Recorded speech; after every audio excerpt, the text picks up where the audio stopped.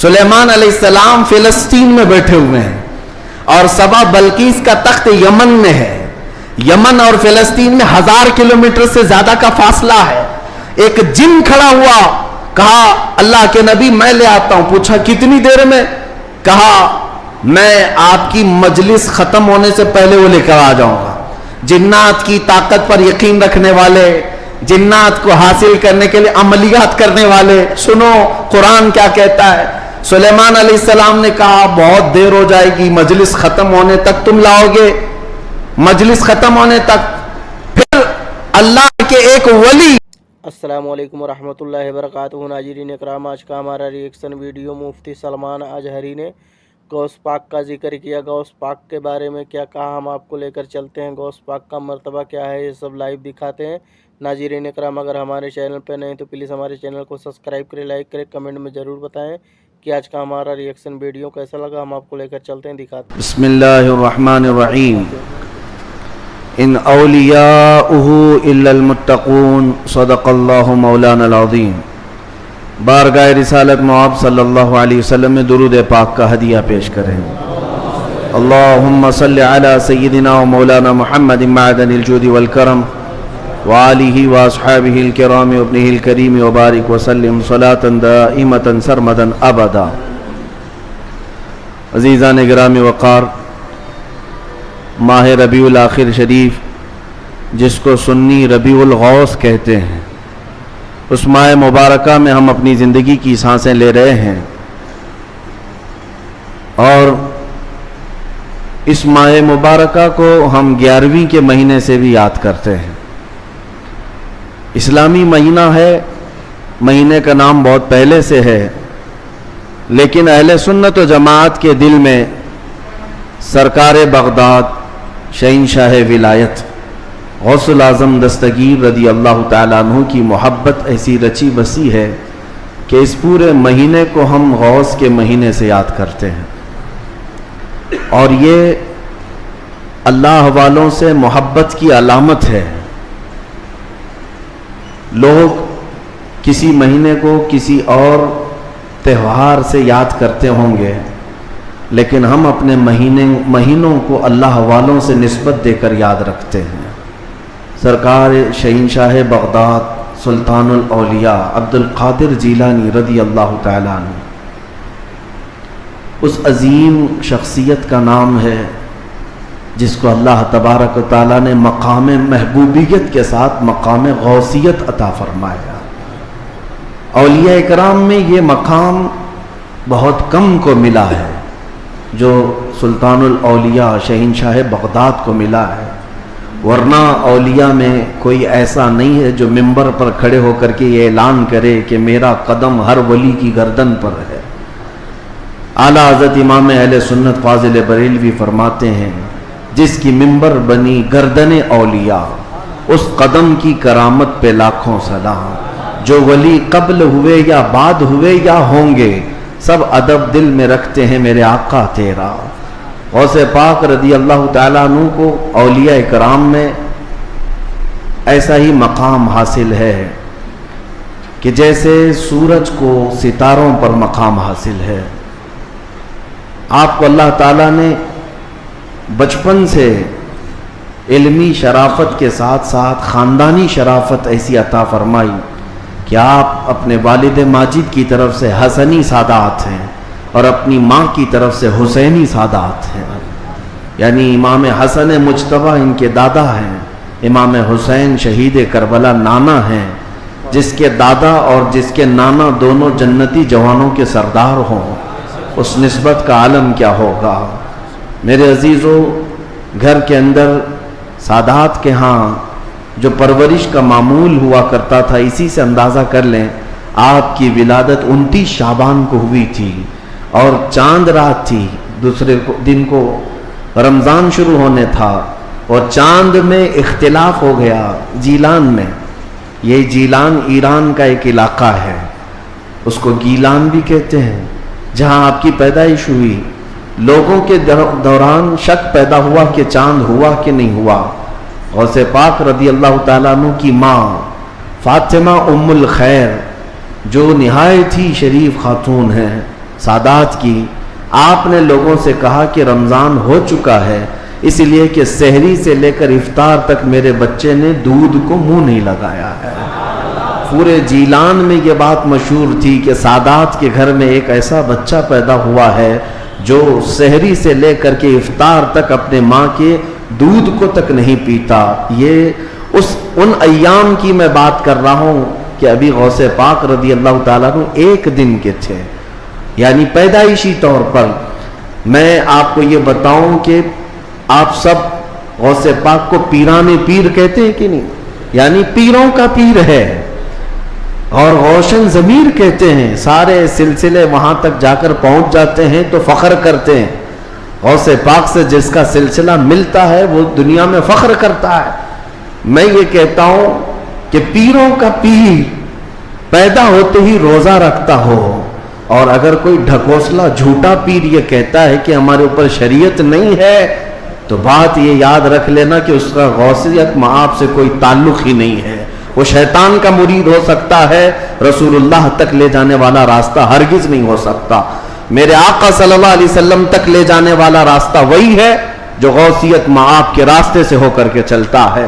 پیدائشی طور پر شریعت کی پاسداری کرنے والے شیخ عبد القادر جیلانی، میرے عزیزو، آپ کو یہاں غوث پاک کی کرامات سنتے سنتے ایک کسوٹی بھی حاصل کر لینا چاہیے کہ ہر پیر کو پرکھ کر کے دیکھو، شریعت کے سانچے میں اترتا ہے تو وہ مرشد ہے، اور شریعت سے ہٹ جاتا ہے تو پھر وہ شیطان کا پھندا ہے۔ اس بات کو ہمیشہ یاد رکھیں۔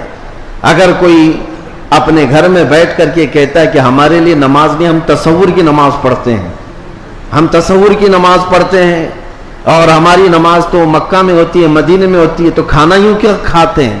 یہاں کیوں کھاتے ہیں؟ مریدوں کے سامنے تو سب چیزیں چلتی ہیں، اور نماز مکے میں ہوتی ہے، مدینے میں ہوتی ہے، نماز چھوڑ کر بیٹھے ہیں۔ ایک بات یاد رکھ لیں کہ سارا طریقت کا سلسلہ صرف قوالی سننے کا نام نہیں ہے۔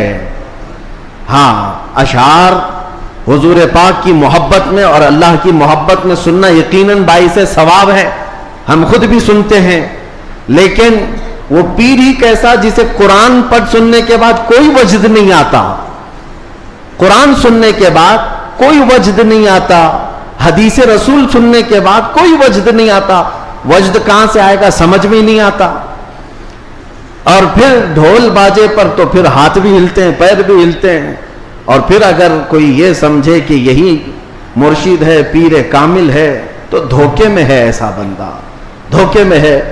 وہ غوث پاک رضی اللہ تعالیٰ عنہ جن کی کرامات بیان کرنے کے ساتھ ساتھ ہم یہ بھی بیان کرتے ہیں کہ 40 سال آپ کے ایسے گزرے ہیں کہ صرف ایک انگور کے دانے سے آپ نے سحری کی ہے، اور ایک آدھا گلاس پانی پر آپ نے افطاری کیا ہے۔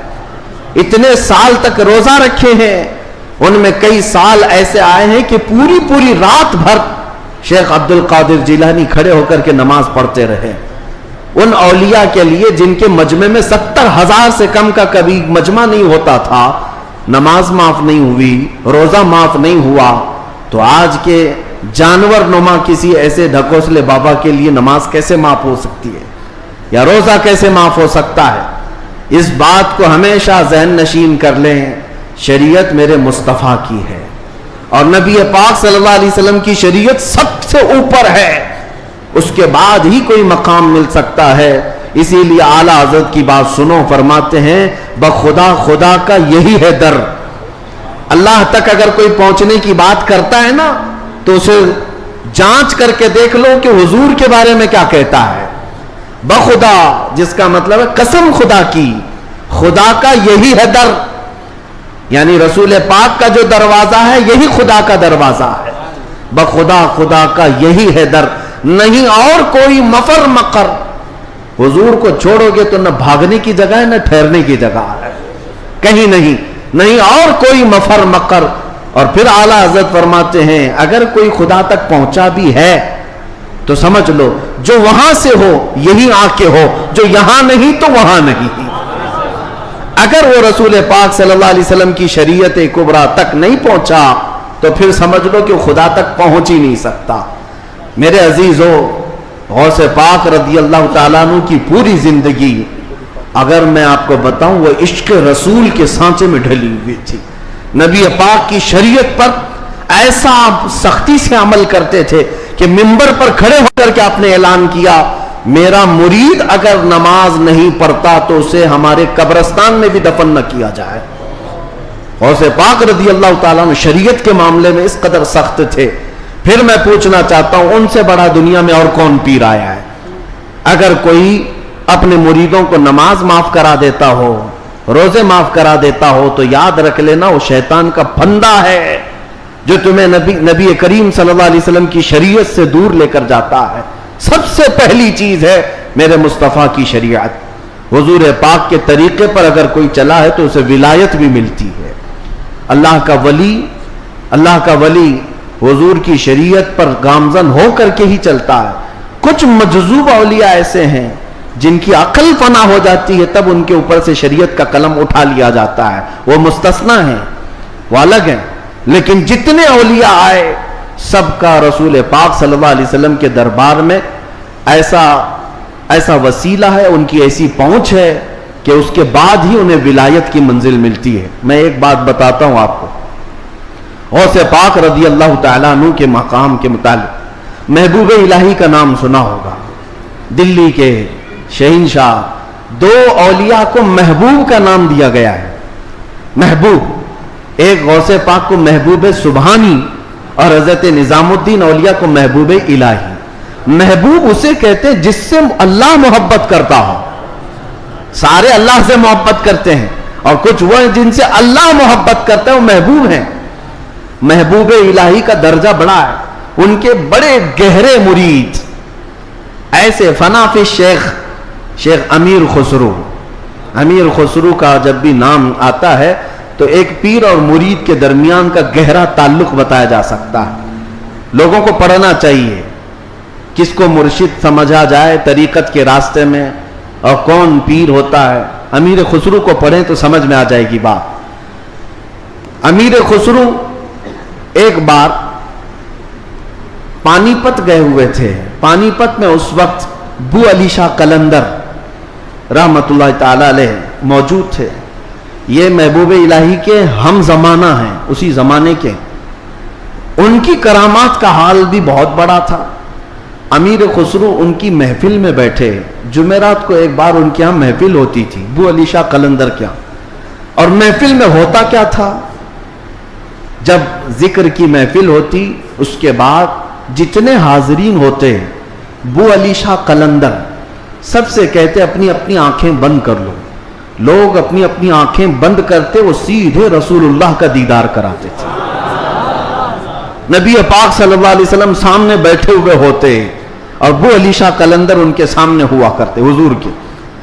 یہ ہر جمعرات کو بو علی شاہ قلندر کی محفل میں ہوتا تھا.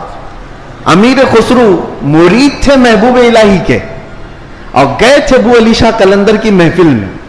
اور جب دیدار کرائے تو امیر خسرو بھی خوش ہوئے کہ رسول پاک صلی اللہ علیہ وسلم کا دیدار ہوا مجلس میں.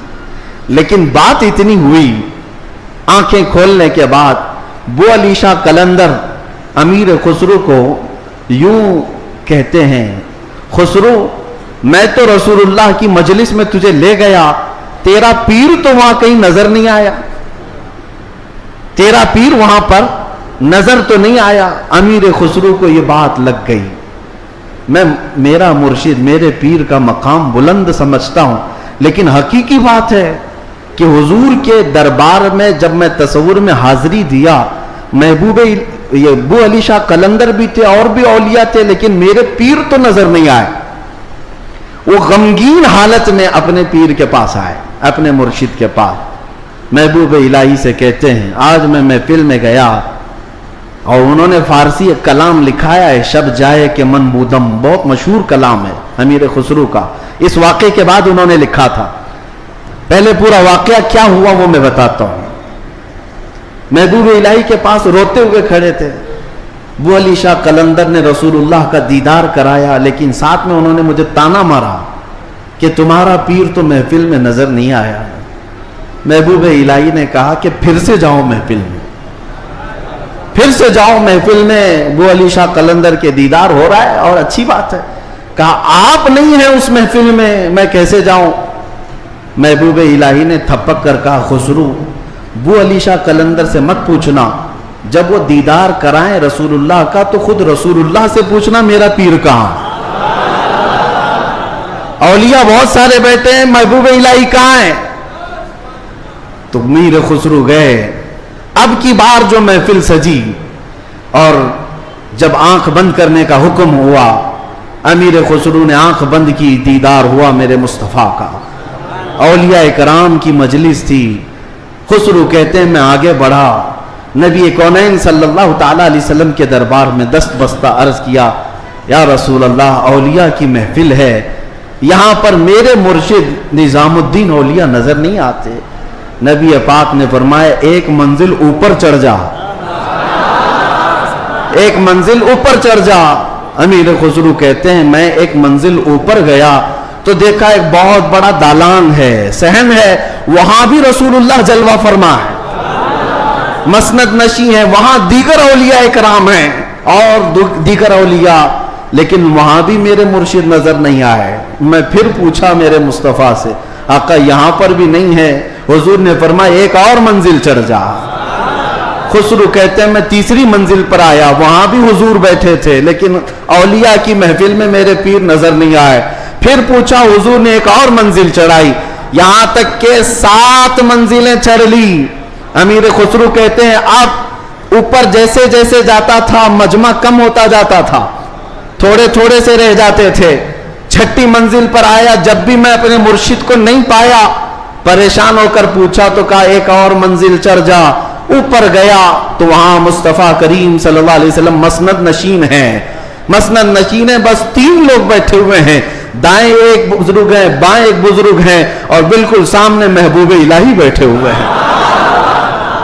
امیر خسرو کہتے جیسے ہی مجھے اپنے پیر کا چہرہ نظر آیا میں نے آنکھیں کھول دی، رقص کنا ہو گئے۔ جو فنا فی شیخ تھے پھر انہوں نے کلام لکھا، شب جائے کہ من بودم، وہ رات کیسی تھی جس میں میں تھا اور خود رسول اللہ مجلس کے امیر تھے، مجلس کے شمع میرے مصطفیٰ تھے۔ گنگناتے ہوئے اپنے مرشد کے پاس آئے۔ اب جو بات مجھے کہنا تھا جس کے لیے میں نے یہ واقعہ چھیڑا، سنیے آپ، میں نے یہ واقعہ محبوب الہی کا کیوں بتایا۔ آئے محبوب الہی کے پاس، خوش تھے، وجد کنا تھے۔ محبوب الہی نے پوچھا خسرو دیکھا ہے اپنے مرشد کو؟ کہا ہاں میرا مقصد میری مراد پوری ہو گئی۔ اس کے بعد محبوب الہی نے کہا کیا کسی اور کو وہاں نہیں دیکھا؟ امیر خسرو نے کہا میری توجہ ہی نہیں گئی، میں نے مرشد کو دیکھا تو پھر خیال نہ رہا۔ محبوب الہی سے پوچھنے لگے حضور اس منزل میں جو رسول اللہ کے دائیں اور بائیں تھے وہ کون تھے؟ تب محبوب الہی نظام الدین اولیاء نے کہا ان کے بائیں جانب خواجہ غریب نواز تھے اور بائیں جانب پیران پیر غوث اعظم بغدادی موجود تھے۔ سیدنا شیخ عبد القادر جیلانی کا وہ مقام ہے کہاں؟ رسول اللہ کے دربار میں، جہاں اولیاء کرام کی منزلیں ختم ہوتی ہیں وہاں غوثیت معاب کا مقام ہے۔ میرے آقا صلی اللہ علیہ وسلم کے دربار کا قرب ہی انہیں غوثیت کے مقام پر لے گیا ہے۔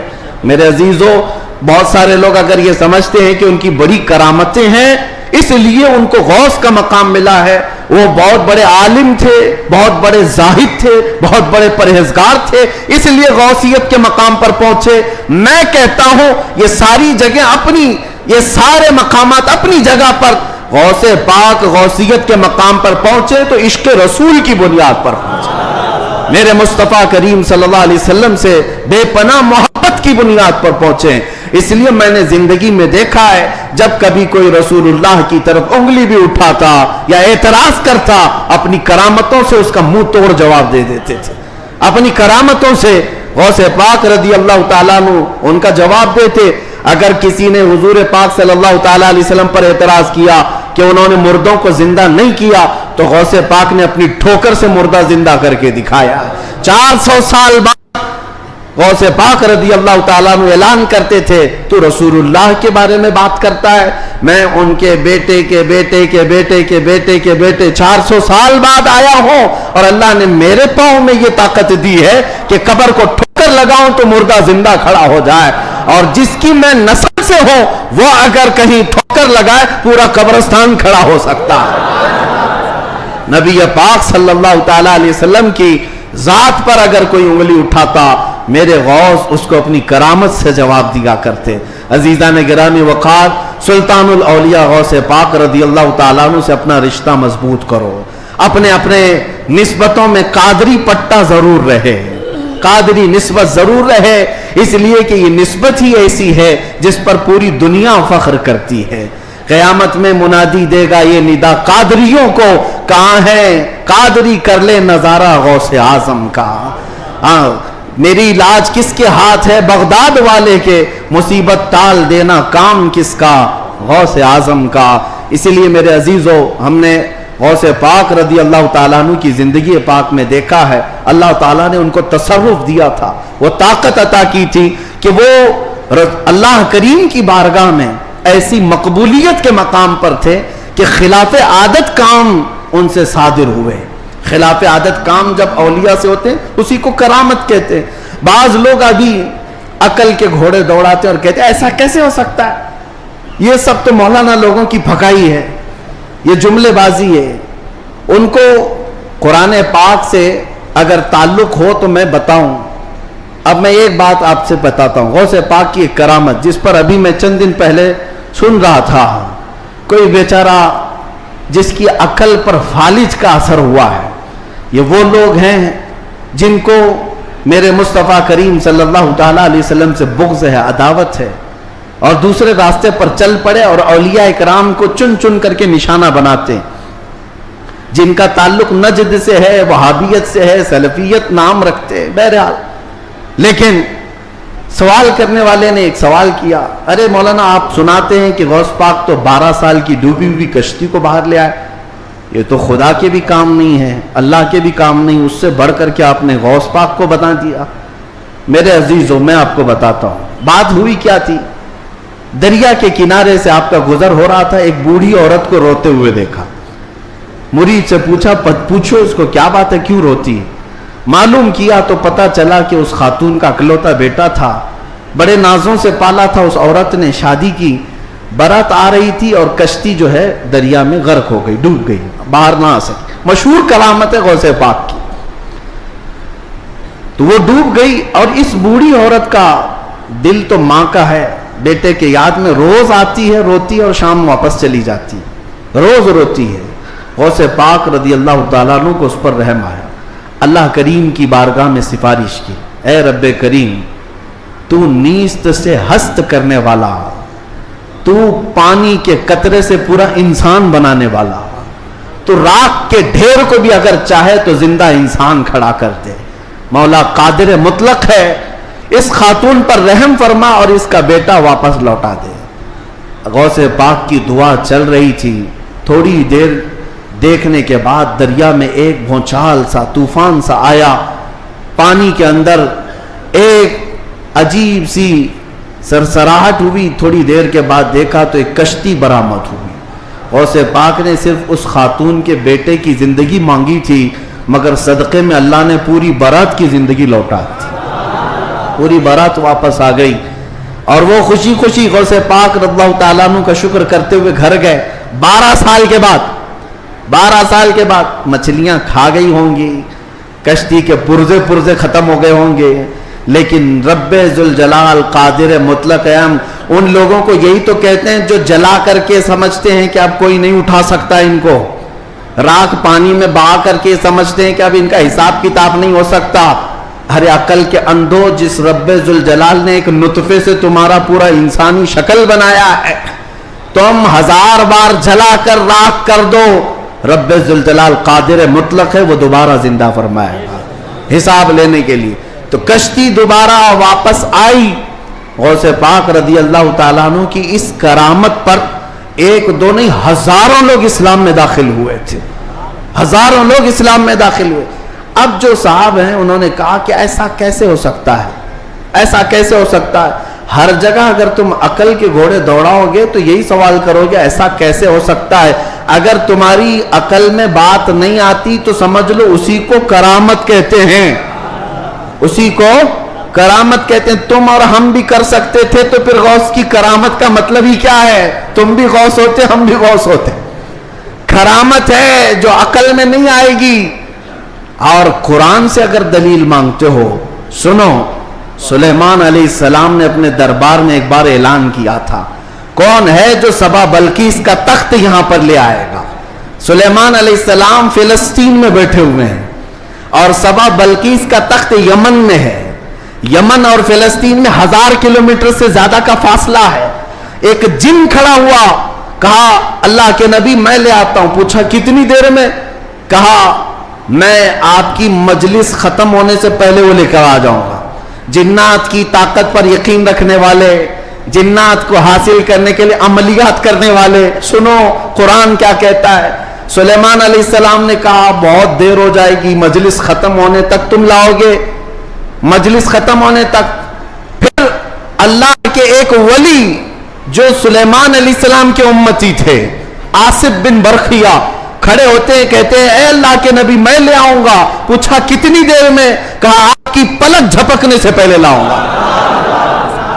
آپ کی، یہ قرآن کے الفاظ ہیں، قرآن کے، قال الذي عنده علم من الكتاب انا آتيك به قبل ان يرتد اليك طرفك، اس سے پہلے کہ آپ کی آنکھ کی پلک جھپکے اے اللہ کے نبی میں وہ تخت لے آؤں گا۔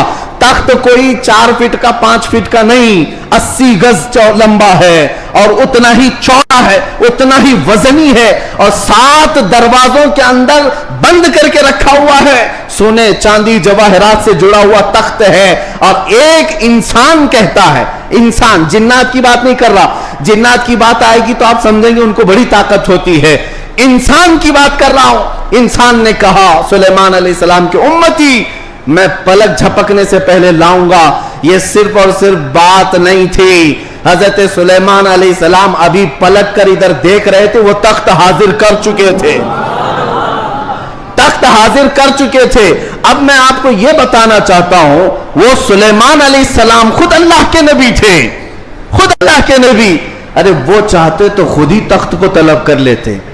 اس قرآن کے واقعے کا مطلب مجھے یہ سمجھ میں آتا ہے، اللہ کے نبی نے دنیا کو یہ بتانا چاہا جو نبی کے قدموں میں بیٹھتا اس کی طاقت کا یہ ہے، نبی کی طاقت تو بہت دور۔ اور یہ بھی بنی اسرائیل کے نبی، بنی اسرائیل کے نبی سلیمان علیہ السلام، ان کے امتی کی طاقت کا حال یہ ہے، تو پھر سید الانبیاء محمد رسول اللہ اور ان کی امت کے عام اولیاء کی بات نہیں کر رہا ہوں، شیخ عبد القادر جیلانی جن کا ولی کی گردن پر ہے، وہ 12 سال کی کشتی واپس لے آئے تو تعجب کی بات نہیں، بلکہ ہم سمجھتے ہیں قرآن اس کرامت کو بالکل عینی طور پر بیان کر رہا ہے۔ عزیزان گرامی، میں دنیا کی یا دنیا کے نقش قدم پر چلنے والے، ہر چیز کو تھیوری اور پریکٹیکل پر آزمانے والے اور سائنس کی دنیا میں چلنے والے، ان کو کہتا ہوں آئنسٹائن نے کہا ہے۔ آئنسٹائن کا نام تو بہت لوگوں کو اچھی طرح سے یاد ہوگا، اس کی تسبیح بھی پڑھتے ہوں گے، الحمدللہ ہم غوث پاک کی تسبیح پڑھتے ہیں۔ اب اسی آئنسٹائن کی بات کر رہا ہوں جس نے یہ کہا ہے کہ میں نے کائنات کو دیکھنے کی کوشش کی، سنو، کائنات کو دیکھنے کی کوشش کی اور چاند تک اور سورج تک اور بہت سارے مقامات تک دیکھنے کی رسائی حاصل کر لیا۔ اور اس نے کہا کائنات کا جو کنارہ، ایک کنارہ میں نے دیکھا، اس کے لیے وہ کہتا ہے 2 کروڑ نوری سال لگ جائیں گے۔ 2 کروڑ نوری سال، نوری سال کس کو کہتے ہیں پتہ ہے؟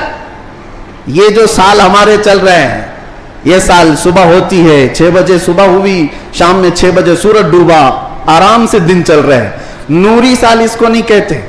نوری سال 1 منٹ میں 1,80,000 کلومیٹر کا سفر کرتا ہے۔ 1 منٹ میں 1,80,000 کلومیٹر کا سفر طے ہو جاتا ہے نوری سال میں۔ اس طرح 1 منٹ کی بات کر رہا ہوں، 1 منٹ کی، اس طرح کے 2 کروڑ سال لگ جائیں گے کائنات کو دیکھنے کے لیے۔ یہ کون کہہ رہا ہے؟ آئنسٹائن کہہ رہا ہے، جس کے پیچھے تم لوگ آگے پیچھے جس کو قبلہ بناتے ہو۔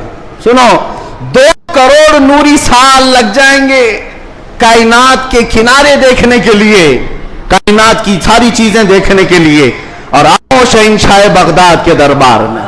कहते हैं नज़रतु इला बिलादिल्लाहि जमअन का खदलतिन अला हुक्म इत्तिसाली, मैं अल्लाह की पूरी कायनात को ऐसे देखता हूं जैसे अपने हथेली में राई के दाने को देखता हूं। तुम्हारे सारे आले, तुम्हारे सारे कंप्यूटर 2 करोड़ साल में भी वहां नहीं पहुंच सकते जहां शहंशाह बगदाद की एक निगाह पहुंचती है।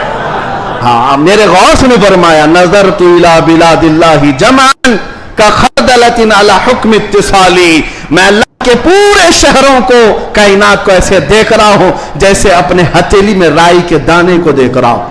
अजीज़ान गिरामी वक़ार, अल्हम्दुलिल्लाह हमारे पास फख्र करने के लिए बहुत कुछ है, बहुत कुछ है। गौसियत मआब की निस्बत ने ही आला हजरत को मुजद्दिद बनाया है, आला हजरत को मुजद्दिद बनाया है। और इमाम अहले सुन्नत फाजिल बरेलवी इसी निस्बत पर फख्र करते हैं। देखा जाए तो इमाम अहले सुन्नत आला हजरत ने तकरीबन 1000 से ज्यादा किताबें लिख डाली हैं। 55 उलूम पर अल्लाह ने महारत ताम अता की है और बहुत सारे शागिर्दों की खेत तैयार की है। उम्मत पर एक बहुत बड़ा उम्मतियों पर एहसान है, लेकिन सारी चीजें अपनी जगह पर। कुरान का तर्जुमा किया है, फतावा रज़विया शरीफ है, बारगाह मुस्तफ़ा में हदायत बख्शिश है, बहुत सारे काम हैं। लेकिन जब रसूलुल्लाह के दरबार में हाजिर होते हैं, आला हजरत ये नहीं कहते या रसूल अल्लाह मैं फतावा रज़विया लेके आया हूं, मैं कंजुल ईमान लेकर के आया हूं, मैं हदायत बख्शिश लेके आया हूं, बल्कि आला हजरत ये कहते हैं तेरी सरकार में लाता है रजा उसको शफी जो मेरा गौस है और लाडला बेटा तेरा। निस्बत के लिए भी बारगाह मुस्तफ़ा में आला हजरत ने अगर किसी बात पर फख्र किया है तो गौसियत की निस्बत पर फख्र किया है। या रसूल अल्लाह तेरी सरकार में लाता है रजा उसको शफी जो मेरा गौस है और लाडला बेटा तेरा। यकीनन मेरे अजीज़ो करामात सुनाने का वक्त जुमा के छोटे वक्त में नहीं होता, वरना मैं बहुत सारी चीजें सुनाता। अल्हम्दुलिल्लाह गौसियत मआब शहंशाह बगदाद पीर पीरा मीर मीरा, जिसकी निस्बत अल्हम्दुलिल्लाह छोटों को बड़ा बना देती है और अदना को आला बनाती है। अल्हम्दुलिल्लाह अभी अभी हाजिरी से मैं आया और हाजिरी के बाद दिल में यह एहसास होता है। एक बुजुर्ग वहाँ पर मुलाकात जिनसे हुई, वह अरबी और अलवी सादात में से हैं, उम्र काफ़ी हो चुकी। उन्होंने मुझे मिल करके हाथ पकड़ करके कहा आओ मैं तुम्हारी हाजिरी कराता हूँ। गौसे पाक रदी अल्लाह ताला अन्हु के दरबार में तकरीबन 55 साल से, और बड़ी उनकी यानी बड़े मामलात हैं। बहरहाल मैं मुख्तसर ही अर्ज करता हूँ किस लिए मैं बात कह रहा हूँ। उन्होंने कहा गौसे पाक रदी अल्लाह ताला अन्हु हर हाजिर होने वाले को कुछ न कुछ देकर भेजते हैं और अल्लाह करीम तुम्हारे मुस्तकबिल में बहुत कुछ तुझे अता करे। दुआ किया। हमने कहा कि यहाँ की इतने बड़े दरबार में बड़े बड़े हाजिर होते, मेरी क्या हैसियत है, मुझे यहाँ पर क्या, मेरी क्या हैसियत है, क्या मकाम है। एक जुमला उन्होंने कहा जिससे सीना चौड़ा हो गया। कहा यहाँ पर सब अच्छे नहीं आते, बल्कि गौसे पाक तो चोरों को भी कुतुब बनाते हैं। बुरा हो तो क्या हुआ, निस्बत भली है या गौस। तुझसे दर दर से सग और सग से है मुझको निस्बत, मेरी गर्दन में भी है दूर का डोरा तेरा। आला हजरत यही फरमाते हैं जिन कुत्तों के गले में पट्टा होता है उन कुत्तों को म्युनिसिपैलिटी वाले नहीं ले जाते, हाँ नहीं ले जाते, और ना ही इंजेक्शन मारते हैं। क्यों? यह अलामत है कि किसी का पाला हुआ है, और गले में पट्टा ना हो तो उठाकर ले जाएंगे। बहुत ज्यादा शोर मचाते हैं ये कुत्ते, इनको ले जाओ। जिन कुत्तों के गले में पट्टा है उन्हें छोड़ दिया जाता है कि मालिक है इसका कोई। इसीलिए आला हज़रत फरमाते हैं इस निशानी के जो सग हैं नहीं मारे जाते, मेरी गर्दन में भी है, हश्र तक मेरे गले में रहे पट्टा तेरा। हमारे गले में गौसे पाक रज़ियल्लाहु ताला अन्हु की निस्बत का पट्टा है। इंशाअल्लाह अज़ीज कोई और दूसरा हमें उचक नहीं ले जाएगा, इतना यकीन जरूर है, इतना यकीन जरूर है। और मुझे एक बात ये भी याद आई कि एक साहब ने कहा, वो दूसरे मुल्क के हैं, हमारे पड़ोसी मुल्क के हैं, और उन्होंने कहा कि हमारे यहाँ हालात तो सब अपने हिसाब के हैं, फिर भी बहुत सारी चीजें डर लगता है, सहमते हैं।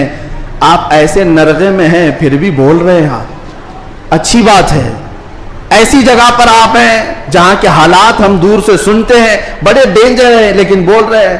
میں نے کہا آپ نے سنا نہیں اعلیٰ حضرت نے کیا فرمایا؟ اعلیٰ حضرت نے یہ فرمایا، کیا دبے جس پہ حمایت کا ہو پنجہ تیرا۔ ایسا آدمی کیوں ڈرے گا؟ ایسا آدمی کیوں ڈرے گا جس پر پنجہ غوث پاک کا ہوگا؟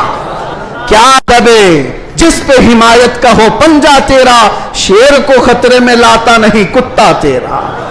ہاں، غوث پاک کا جو کتا ہے وہ شیر کو بھی پرواہ نہیں کرتا۔ الحمدللہ ہم غوث پاک کے دربار کے کتے ہونے پر فخر کرتے ہیں۔ ہاں، ہمیں اس بات پر کوئی وہ نہیں ہے، الحمدللہ ہماری نسبت ہے دربار غوث سے، اور وہ اس لیے بھی کہ ایک دو نہیں۔ میں آپ کو بتاؤں، اہل حدیث جماعت، وہابی جماعت کے سب سے بڑے عالم جس کی پیروی میں یہ لوگ پوری آسمان زمین سے، زمین آسمان سے ملاتے، شیخ ابن تیمیہ۔ شیخ ابن تیمیہ نے اپنے کتاب میں لکھا ہے، اہل حدیث جماعت کے سب سے بڑے امام کہتے ہیں کہ میں نے اپنی زندگی میں اتنی کرامات کسی کی نہیں دیکھی جتنی شیخ عبد القادر جیلانی کی۔ ارے تمہارے گھر سے بھی بات آ رہی ہے میرے غوث کی، ہر گھر سے بات آ رہی ہے۔ کیوں؟ اس لیے کہ سورج نکلتا ہے تو سب کو پتہ چلی جاتا ہے، سب کو پتہ چلتا ہے۔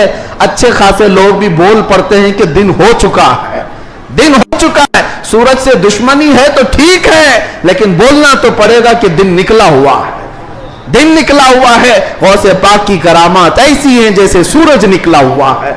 میرے عزیزو، ایک صاحب ہیں، اب ہماری محبت کس بات سے ہونی چاہیے؟ غوث پاک رضی اللہ تعالیٰ عنہ ہماری محبت اس لیے بھی ہے، کئی اولیاء اکرام نے یہ باتیں لکھی بھی ہیں، فرماتے ہیں ان کے غوث پاک رضی اللہ تعالیٰ عنہ کے ایک مرید بھی ہیں، وہ تقریباً 14 اونٹوں پر شکر کے تھیلے لے کر کے سفر کر رہے تھے، سامان تجارت لے کر جا رہے تھے۔ رات کو ایک جنگل میں انہوں نے پڑاؤ کیا اور رات وہاں گزاری، تو جیسی رات گزاری، خطرناک جنگل تھا، ان کے 4 اونٹ سامان سمیت غائب ہو گئے اور بھاری ان کا نقصان تھا، بڑا سامان تھا اس میں۔ وہ صبح غمگین بیٹھے ہوئے تھے، انہوں نے کہا کہ ایسے وقت میں اب قافلہ بھی چل پڑا، میں اپنے اونٹوں کو ڈھونڈوں تو اس خوفناک جنگل میں کہاں ڈھونڈوں گا؟ انہوں نے کہا مجھے میرے مرشد نے کہا تھا کہ جب کبھی تو مصیبت میں آئے تو مجھے پکارنا، یا شیخ عبد القادر جیلانی شیئا للہ المدد۔ تو وہ بزرگ فرماتے ہیں، یہ کتاب بہجت الاسرار شریف میں بھی موجود روایت میں بیان کر رہا ہوں، لفاظی نہیں کر رہا، کہتے میں وہیں سے پکارنا شروع کیا، یا شیخ عبد القادر جیلانی شیئا للہ المدد۔ میں ابھی پکار ہی رہا تھا، سامنے پہاڑ کی طرف ایک بزرگ مجھے نظر آئے سفید لباس میں، وہ مجھے اپنی طرف بلاتے رہے، ادھر آؤ ادھر آؤ۔ میں دوڑتا ہوا ان کے پاس گیا، جب ان کے قریب پہنچا تو وہاں دیکھا پہاڑ کے نیچے میرے 4 اونٹ چر رہے تھے۔ میں نے 4 اونٹوں کو اپنے ساتھ لے لیا اور پھر اس بزرگ سے ملنے کے لیے آیا تھا تو وہ تھے ہی نہیں۔ میں اپنے اونٹوں کو لے کر تجارت میں گیا، سامان بیچا، اس کے بعد پھر بغداد آیا اپنے مرشد سے ملنے کے لیے، تو غوث پاک نے فرمایا تیرے 4 اونٹ صحیح سلامت تو ہم نے دلا دیے تھے۔ یہ غوث پاک کا مقام ہے عزیزان گرامی، وہ مدد کو پہنچتے ہیں، بلکہ یہ بھی فرمایا میرا مرید مشرق میں ہو اور میں مغرب میں ہوں، اگر اس کا سطر کھل جائے، اگر وہ مجھے پکارے دل سے تو میں اس کی وہیں سے سطر پوشی کروں گا، میں اس کے سطر کو چھپاؤں گا۔ یہ نسبتوں کی بات ہے، یقین تمہارا کتنا مضبوط ہے، کتنا مضبوط ہے، اس یقین کی بات ہے۔ وہاں غوث پاک کے خلیفہ ہیں، ان کے مزار کے پیچھے ہی، ان کا مزار ہمیشہ پانی میں رہتا ہے، ابو خمرہ ان کو کہتے ہیں، شیخ محمد المتقی الہندی، ہندوستان سے جو غوث پاک کے جاتے تھے ملاقات کرنے کے لیے، ان کی تربیت کے لیے وہ رہتے تھے۔ ان کی ایک روایت ہے، ہند سے کچھ لوگ گئے تھے غوث پاک سے ملنے، مل کر کے وہ واپس آ رہے تھے کشتی میں آ رہے تھے، تو سمندر میں بیچ سمندر میں پہنچی تو کشتی پھٹ گئی، پانی اندر آنے لگا، ڈوبنے کے قریب آ گئی، یہ چیخنے لگے، پکارنے لگے، اور اسی وقت وہ سارے مرید کہتے ہند سے جو گئے ہوئے تھے، کہتے ہیں اچانک ہماری کشتی میں ایک کالے رنگ کی چادر اوڑے ہوئے بزرگ آئے، ان کے ہاتھ میں ایک بڑی سی سوئی تھی، دھاگا تھا، وہ جلدی جلدی ہماری کشتی کو جہاں جہاں سے پھٹی تھی سیلنے لگے، اور سل کر کے پانی پورا باہر کیا۔ ہم تو ڈرے ہوئے تھے، ڈوبنے کے انتظار میں بیٹھے ہوئے تھے۔ کشتی پھر اپنے مقام پر صحیح سلامت چلنے لگی۔ ہم اللہ کا شکر ادا کرتے ہیں۔ اچانک وہ بزرگ جو آئے تھے، ہم نے پوچھا کہ آپ ہمارے ساتھ سفر میں ہیں یا کون ہیں؟ انہوں نے چادر ہٹائی تو سیدنا شیخ عبد القادر جیلانی تھے۔ فرمایا تم میرے مرید ہو، مجھے پکارا، اللہ تعالیٰ نے مجھے بھیجا، میں تمہاری مدد کے لیے آیا۔ عزیزہ نگرامی، ایک دو نہیں، بہت ساری کرامات کتابوں میں روایتاً لکھی ہوئی ہیں، اور ایک دو نہیں، کئی تواتر کے ساتھ یہ روایتیں موجود ہیں۔ اس لیے بارگاہ غوثیت معاب میں ہم اتنا ہی کہتے جو اعلیٰ حضرت نے کہا تھا، اے غوث سر بھلا کیا کوئی جانے کہ ہے کیسا تیرا، اولیاء ملتے ہیں آنکھیں وہ ہے طلبہ تیرا، سارے اقطاب جہاں کرتے ہیں کعبے کا طواف، کعبہ کرتا ہے طواف در والا تیرا، کیا مرتبہ اے غوث ہے بالا تیرا، اونچے اونچوں کے سروں سے قدم آلہ تیرا۔ اللہ کریم اسی نسبت پر زندہ رکھے اور اسی نسبت پر ہمارا خاتمہ عطا فرمائے۔ اسی لیے میں وہی دعا کرتا ہوں جو جمیل قادری رضوی نے کیا تھا، اعلیٰ حضرت کے مرید، سچے مرید۔ انہوں نے کہا تھا عزیزو کر چکو تیار جب میرے جنازے کو، عزیزو کر چکو تیار جب میرے جنازے کو، کفن پر لکھ دینا نام والا غوث اعظم کا۔ وآخر دعوانا الحمدللہ رب العالمین۔